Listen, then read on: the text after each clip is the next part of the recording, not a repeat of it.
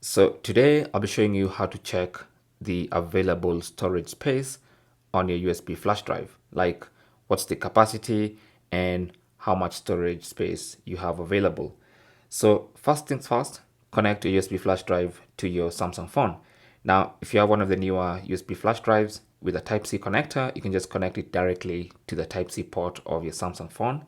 If not, then you might need an OTG adapter like this one. All right.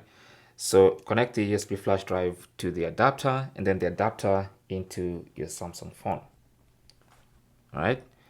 Now, once that is connected, you can now go to the My Files app on your Samsung phone and then go to the storage compartment, and right on the USB storage device, you can actually see how much storage space is there. So this one has 31 gigs and only 65.5 kilobytes has been used. So it's practically empty. Okay, so the available storage space is the difference between the maximum capacity and what has been used. So that is basically how to see available storage space on a USB flash drive using a Samsung phone. Thanks for watching. Don't forget to like and subscribe. And if you have any comments or questions, talk to us in the comment section. Good luck.